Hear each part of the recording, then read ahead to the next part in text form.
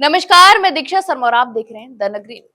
राजस्थान की राजनीति में एक बार फिर कांग्रेस ने आक्रामक रुख अपनाते हुए बीजेपी को सीधे तौर पर संविधान विरोधी नीतियों का जिम्मेदार ठहराया है।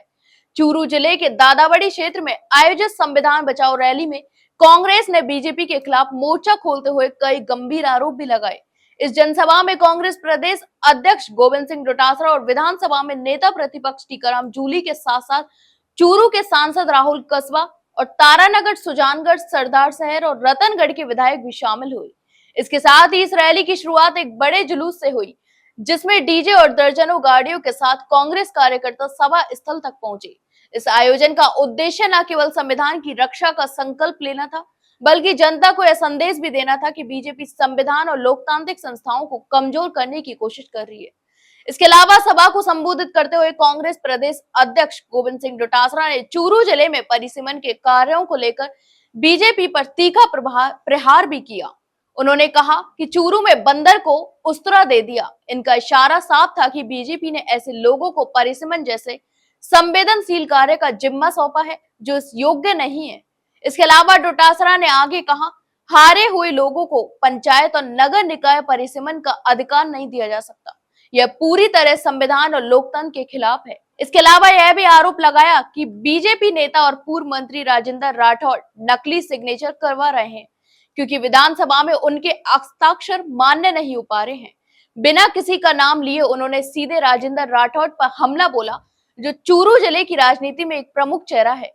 इतना ही नहीं, विधानसभा में नेता प्रतिपक्ष टीकाराम जूली ने बीजेपी पर संवैधानिक संस्थाओं के दुरुपयोग का आरोप लगाते हुए कहा कि बीजेपी संविधान को तोड़ने का काम कर रही है। संवैधानिक संस्थाओं को अपने लाभ के लिए इस्तेमाल किया जा रहा है।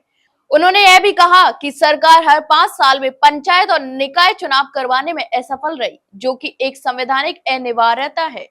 जूली ने भाजपा विधायक कंवरलाल की सदस्यता को लेकर भी सवाल उठाए और कहा कि बीजेपी विधायक को 2 साल से अधिक की सजा हो चुकी है, लेकिन अब तक उनकी विधानसभा सदस्यता रद्द नहीं की गई।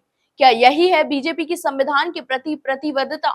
हालांकि आधिकारिक तौर पर निकाय चुनाव की घोषणा नहीं हुई है, लेकिन कांग्रेस नेताओं के भाषणों से चुनावी माहौल की झलक साफ दिखाई दे रही है।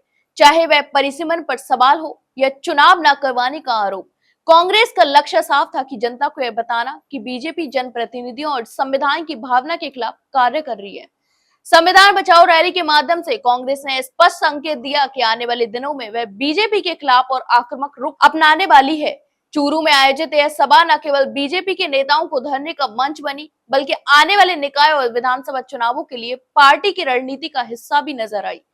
कांग्रेस अब संविधान की रक्षा और लोकतंत्र की बहाली को लेकर जनता के बीच सीधा संवाद स्थापित करने में भी जुट गई है, जिसका असर आने वाले चुनावों पर स्पष्ट रूप से देखने को मिल सकता है। तो आप इस पूरे मामले पर क्या सोचते हैं, हमें कमेंट बॉक्स में कमेंट करके जरूर बताएं। वहीं जानकारी अच्छी लगी हो तो वीडियो को लाइक और शेयर जरूर करें, और हाँ, चैनल को सब्सक्राइब करना ना भूलें। फिलहाल के लिए इतना ही, जल्द मिलते एक नई जानकारी के साथ। तब तक के लिए नमस्कार।